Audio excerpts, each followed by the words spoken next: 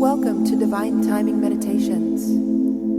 This is a verse from the Tao Te Ching. Please refer to the description box below to learn more about the Tao Te Ching and how to incorporate it into your daily life.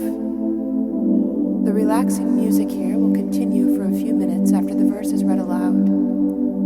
Please use this time to contemplate the verse's meaning and what it means to you. Feel free to share your experience with us in the comments below.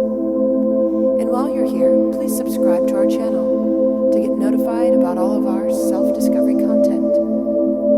Now let's begin.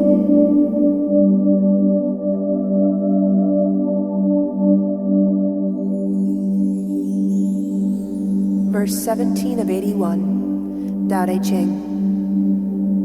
As for him who is highest, the people just know he is there. His deputies cherished and praised. Of the third, they are frightened. The fourth, they despise and revile.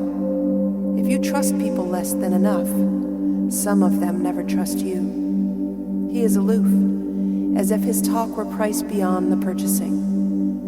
But once his project is contrived, the folk will want to say of it, "Of course, we did it by ourselves."